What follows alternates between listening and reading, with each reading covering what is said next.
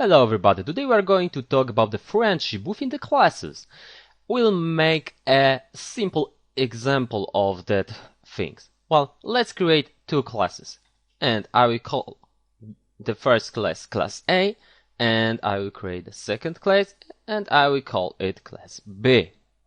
And now I will have, for example, within the class B, in the private section that is default, of course, a variable like that, for example int, and here something like, for example, secret value.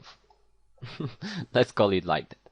And now I will create in the public section the method that will let us take this secret value, right? So let's create something like that will return the int, right? Then get secret value, and let's make it inline function, return the secret value. So now when I create the class B here like that, so object B, I can send to the output the value that is inside there easily, like that. Of course there is some random value because we didn't assign anything here, right? And now we'll focus on the class A because I want to set this value from this class. And this thing is what? Well, this is the private property, so I shouldn't be able to do it from that place. So normally when we do something like that, public, then the function that is void, then it will set secret value, and I will, for example, take here the class B, right, as a reference, and it will change the value that will be sent here. Now I will create here in the test.cpp definition of this function, so void a secret value. Here I will call that thing as object. Here I will have the value. So I want to set in the object the secret value to the value that will be sent here. So when I do something like that, a object A, and then object A set secret value to, for example, 600, I want to see here 600. Let's see how it's going to happen. Well, we have errors. The first error is about that. Well, see, here is a type B, and the type B is defined after type A, right? This class is before that class. So within that class, we do not know about existence of class B. So we'll create something what is called the declaration of declaration. It looks like that. We just say here class B.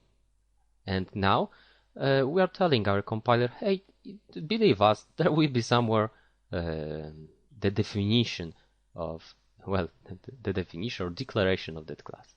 Now we have the second error that is telling us, hey, you can't do something like that here, right? In that function, you can't get to the private section of that class. You can't do that. That's wrong.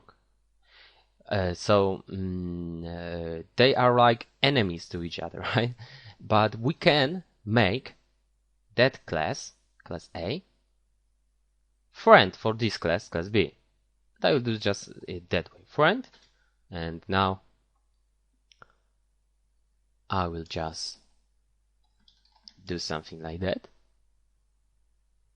And now,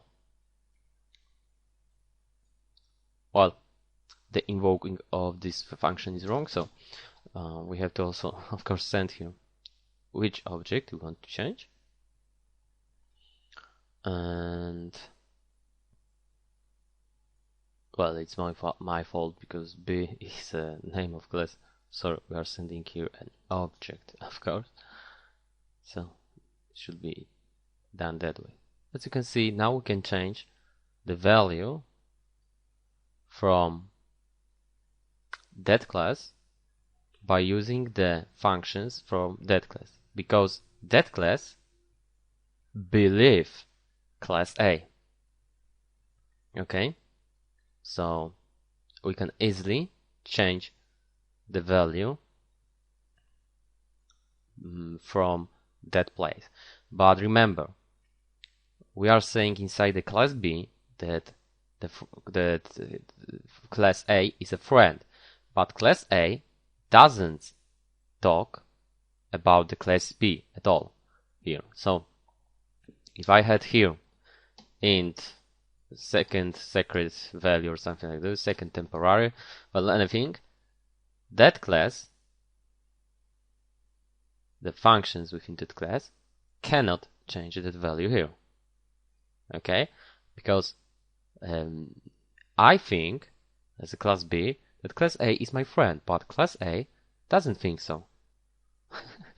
Like in real life, of course, we can be friend for somebody, but that guy doesn't need to be our friend, right? Okay, that's how it works.